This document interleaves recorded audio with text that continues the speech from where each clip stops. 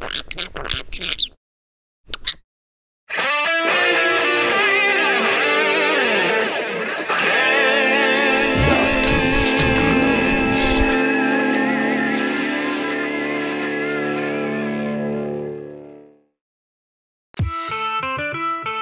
now, from the crypts of Winterfell,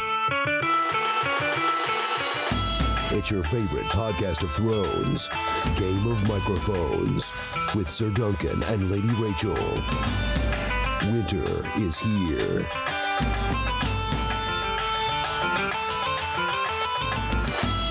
What's up, guys? I'm Lord Sterling, Sir Duncan, the Fearsome, and I'm here with my co-host. Hey everybody, I'm Lady Rachel of House Fox. Thanks for joining us today. And we're just popping up here to talk about Season 8 and what we think is going to happen and talk a little bit about that. I'm so excited. Right? I can't believe there's only 2 days until Season 8 airs. It's crazy. What is going on? It's here. Winter is here. It's arrived. Yeah, after having been waiting for 2 years... You know, it really seems like it's impossible that it's actually here. I can't believe we actually finished the rewatch as well. I know. Oh my gosh. You're editing. I'm pretty sure you don't sleep, Duncan. Well, let's see. What time did I go to sleep this morning? 6:30, something like that? So, yeah. It's insane. You're insane. Yeah. Crazy as crazy does, right? Yes, yes. So 2 days until the new season. What do you think we're going to start out with? What's the first shot going to be? I think it's going to be going up to Winterfell. I think that's where we kind of left off, is Jon and Dany on their way up to Winterfell. I think this first episode is we're going to get the introduction to Dany. I think she's going to meet probably Arya and Sansa, and dragons are going to go crazy overhead. And it's just, I don't know if we're going to see any like major battles or anything, but I think we're going to get reacquainted with our characters. I would agree. Yeah, I don't think we'll be seeing any major battles in episode 1, although maybe we'll see the White Walkers heading south and getting to Last Hearth or something like that. Maybe we'll see some action. You know, it's entirely possible. They got to go somewhere before they get to Winterfell, right? The only question is if we're gonna see it or not. Yeah, I'm curious to see where the White Walkers are. I mean, because that dragon, Viserion, I mean, he can fly pretty quickly and can do a lot of damage. I mean, I'm not sure the Night King really realizes the powerhouse that he's riding, because his army, while it can be fast, it moves kind of slow when they're just like walking around. Mm-hmm. So what do you think? What do you think our first opening scene is going to be? I think you're right. I think it's probably going to be something to do with Jon and Dany. Although, I mean, yeah, because the last thing we saw was the Night King flying south, right? So it wouldn't make sense for it to open up on another cold open of the Night King, for instance, and the army heading south, because that's what we just got. We're going to want something different to transition into with the new season. So I'm guessing it'll probably be either Dany and Jon arriving at White Harbor to head to Winterfell, or them heading to Winterfell itself. Yeah, maybe we would actually get to see White Harbor. That'd be kind of cool, because we've heard about White Harbor throughout the entire series. Yep.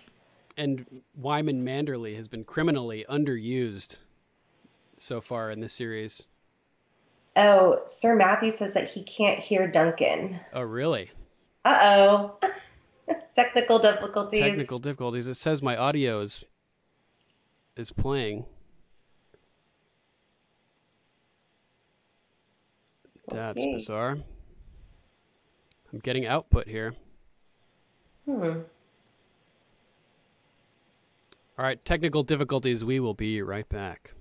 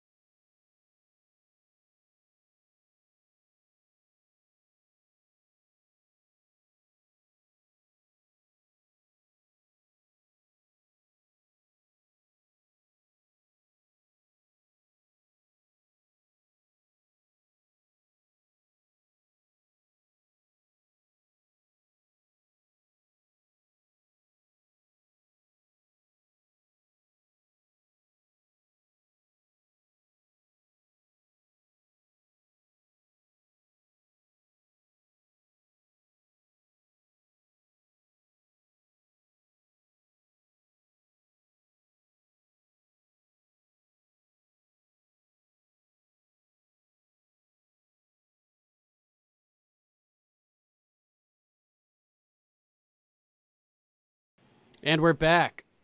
Turns out it was a stereo audio issue, and I think I can fix it.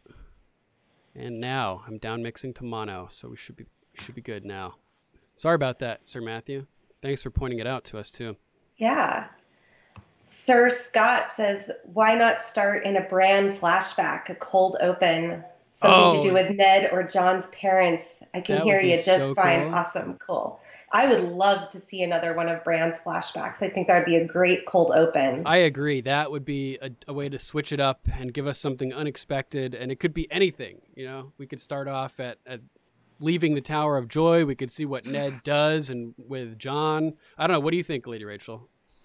I would love to see another cold open. I mean, Game of Thrones does not do very many cold opens, and I feel like the final season should start with a cold open, and why not do it with Bran and learning more about, maybe a little bit more about Rhaegar and Lyanna's kind of secret relationship. Cool. Yeah, I think we're going to see more awesome. Rhaegar and Lyanna this season, I imagine. We should, you know. I would like to, because I really liked the actress that plays Lyanna, and I also like the one that plays Rhaegar. So I'm hoping to get a little bit of more historical background on maybe how they kept their relationship secret, more about their annulment and marriage and, you know, all of that stuff. I would love to get maybe a flashback to that, what was it, that tournament where he hands her. Yeah, where he hands her the winter roses. I would love to see that play out on screen. Bypassing Elia Martell, his wife, and putting the crown of love and beauty in Lyanna Stark's lap. Yeah, that would be pretty intense. Yeah. I'm hoping that we get to see more, and they don't just tell us. Remember Bran's audio, his voiceover narration at the end of the last episode, Robert's rebellion was built on a lie. I'm hoping that's not all we get, you know, because we could, I hope not get too. So much more. What do you think? What would you like to see as a cold open, Duncan? I don't know. Anything really. As long as it surprises me, I'd be down. Yeah. Let's talk about who's going to survive. Oh man. Got any ideas? The question of the decade. Right. Not many people. I think Sansa probably has luck stacked in her favor as a survivor. I just feel that if there is somebody, I think I've talked about this on the podcast a few times, but if there is somebody that sits the Iron Throne at the end of all of this, it could be Sansa, because she's the one that's been most groomed for that position. Yeah, she has been, you know, she's lived under the tutelage of Lord Baelish, of Cersei. Exactly. Lots of different people that could potentially have given her influence. And although she never really got the type of training that a little lord would have gotten, like Bran under the teachings of Maester Luwin, with all of the, you know, the techniques on how to act as a lord and run a castle and area and everything like that, and manage your liege lords and whatnot. Yeah, that's true. But you know what? She did have many brothers, and I'm sure she witnessed a lot of that training, because, I mean, Robb and Bran and Rickon, they all grew up together in Winterfell. And Robb was certainly groomed to become the Lord of Winterfell and Warden of the North at some point. So that didn't turn out very well. No. Red Wedding, anyone? Too soon? Too soon? I think it's still too soon. Always too soon? Yes. So, I think she has a really good chance of surviving if anyone survives. I think Arya might be a survivor, just in the sole fact that George R.R. Martin's wife threatened to divorce him if he kills her off. But at the same time, this is the show version, not the book version. And also, I mean, for all we know, she could have been nagging him for all these years, trying to get him to finish the books. Just gotten on his nerves. He's ready for that divorce, you know. He's like, God damn it, woman, I'm killing off Arya. That's your signal. It's time to go, you know. Yeah, so who do you think is going to survive? Oh man, I would be really, really surprised if Jon survives. I'm nervous for Tyrion.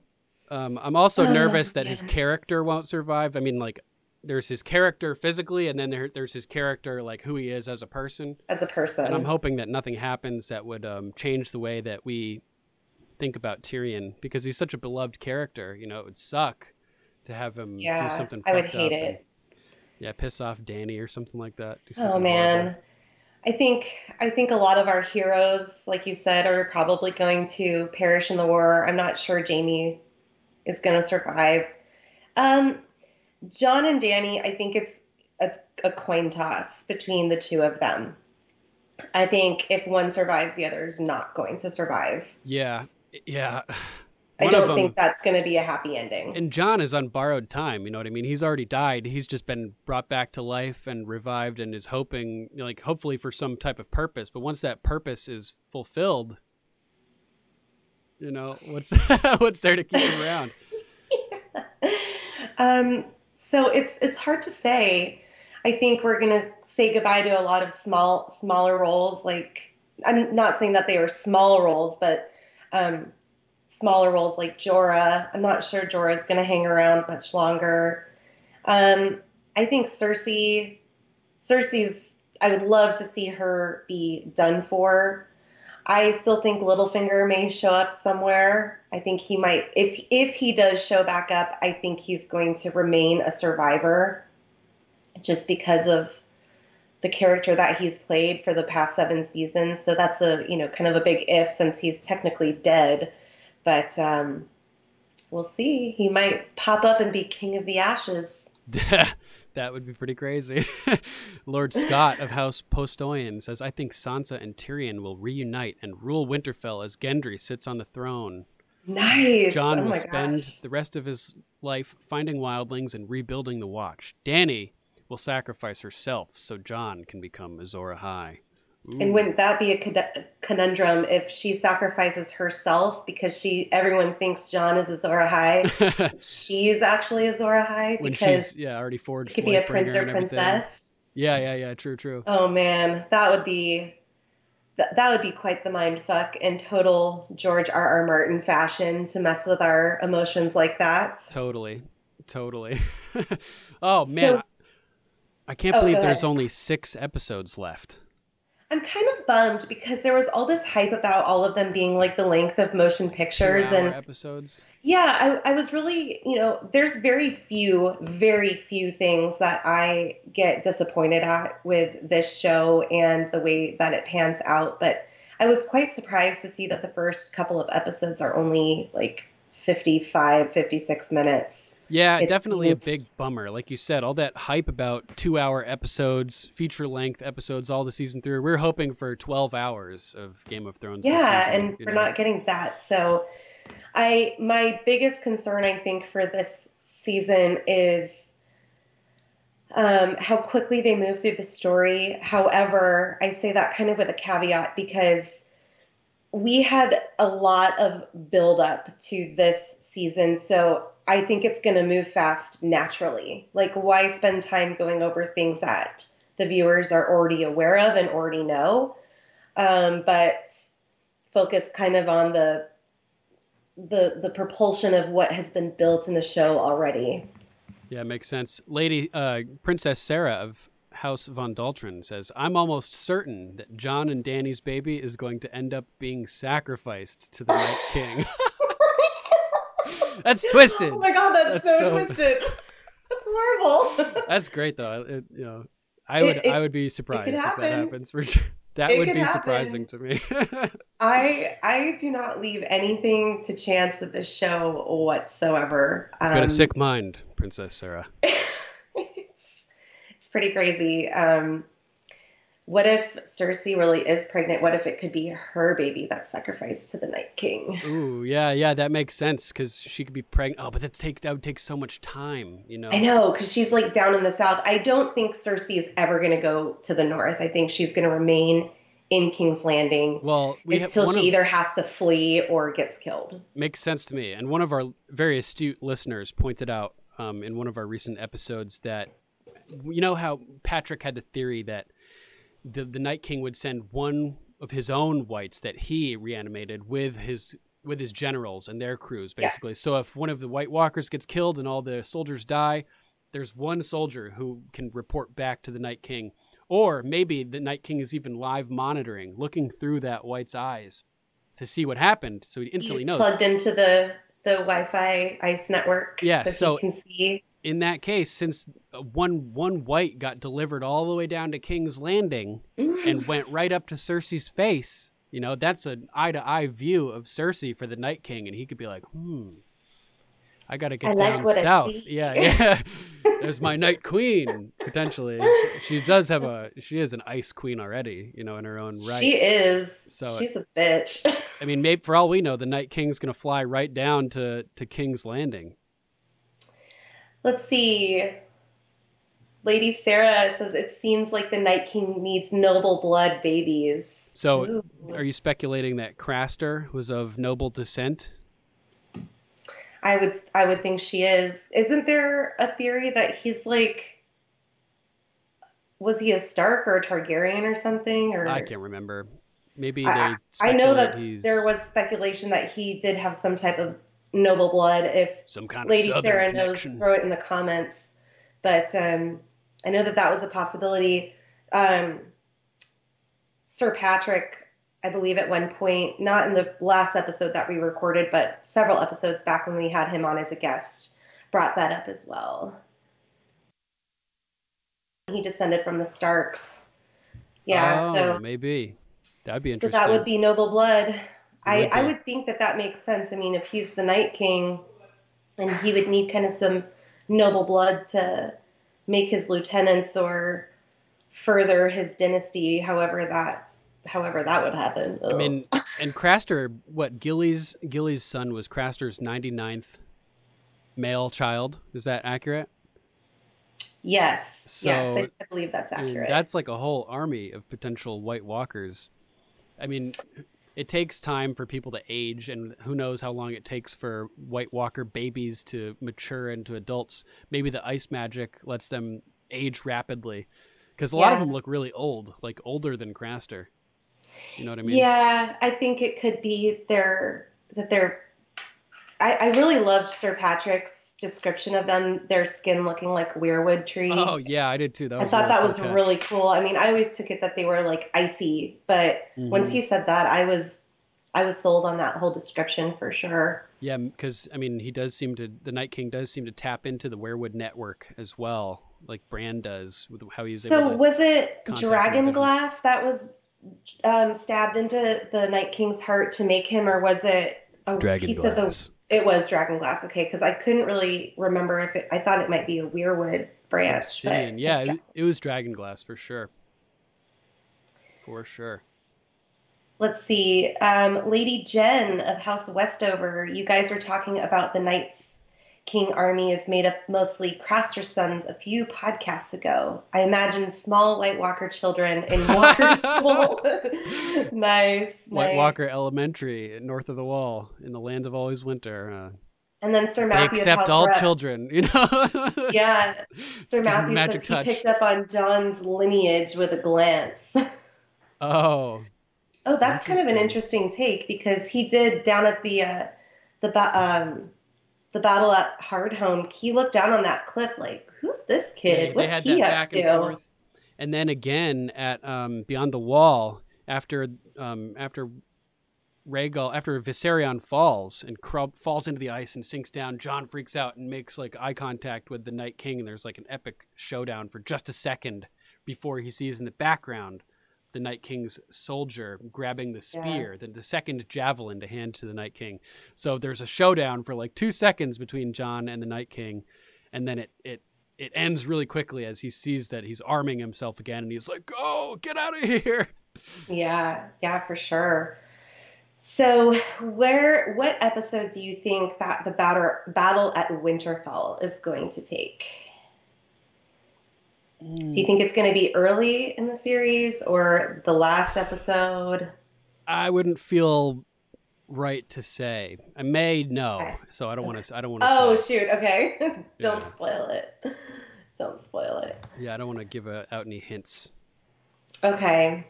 It's gonna be. You can tell me off air, because I want to know. All I know is that it took 60 days to shoot the big battle, right? That is gnarly. And we're going to have an actor who's been on Vikings, and he was on Game of Thrones. He spent 60 days shooting the battle at Winterfell, and I think he actually just commented, Sir John of House Faye. He says you'll never see the likes of them again. What's up, Sir John? Looking forward to having you on the podcast, brother. Thanks for popping into our live broadcast here. Yeah, he commented on our post. I posted an article about how the Night's Watch were joining the guard outside of the royal palace in England, and he was like, imposters. I saw that. That was so awesome. 55 days, he said it took to shoot the battle. Oh my gosh, that's so incredible. Insane. I cannot wait to talk to you, Sir John.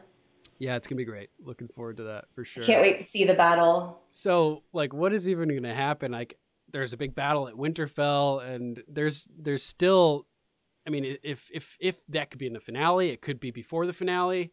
But like, if it happens like early in the season, as you suggested, what would happen after that? You know what I mean? Like, what would even happen? I don't know. I there's so much like that goes on in my mind about what to expect and what to anticipate and what to read into or what not to read into. What I will say is that I am going to be paying extremely close attention to transitions of scenes, transitions from character to character. Who do we see next? What's said before we see that character?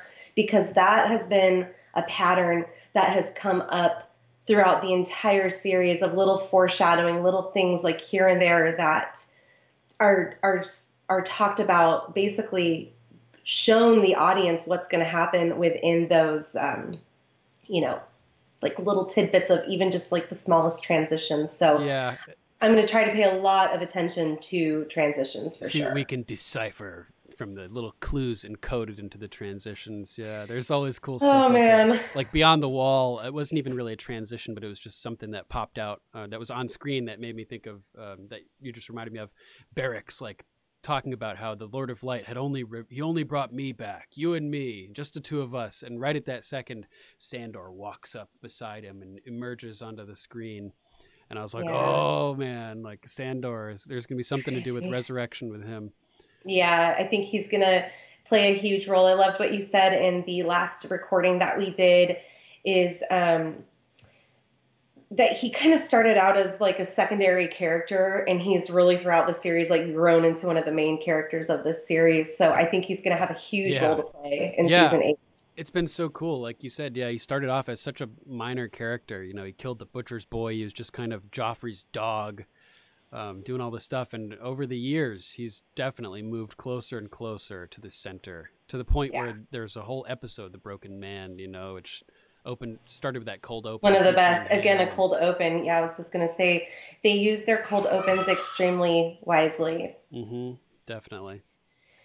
Well, I unfortunately have to get going. It is my husband's birthday today. Happy birthday, Dave. I love you so very much. So and love you too for all your help with the technical support and everything. He's our IT guy. Yes. But I'm totally cool if we want to jump on live again, Duncan, over the next day or so to engage with our wonderful Ravens callers and participants. I love hearing what you guys have to say. Yeah, hopefully we can get some more people, participating with us tomorrow as well. Maybe talk a little bit about our recording schedule for season 8 and what to expect over the next few weeks. Awesome. Well, we love you guys so much. Thank you for sticking with us through the rewatch, and we are so excited to be a part of the final season and hearing your feedback and your whatever you think is going to happen or not happen. We'd love to hear about it. Yep. You can always send your feedback to us, too. If you want to have us read something on the show, you can reach us at ravens@gameofmicrophones.com. Find us on Facebook at GOM Podcast, or, Instagram, same thing, Twitter. You can reach us by phone, 813-563-JOFFREY. If you want to. I think that's the right number. I'm doing this off the top of my head, and I have no idea. I should be more prepared. Or you can even, just message us through the Facebook Messenger. We try to get back to everybody within a few hours. So, yep, definitely. Or just reach out to us personally, too. You can always send me a personal message. I will certainly get it and read it on air. And I know Duncan gets them as well. So don't be afraid to reach out to us. We love interacting with our fans. Definitely. All right, you go have a good birthday dinner with Dave, and 7 blessings, we'll everybody. regroup tomorrow. Thanks for listening to Game of Microphones, everybody. Yeah, thanks, everybody. Talk to you soon. Bye.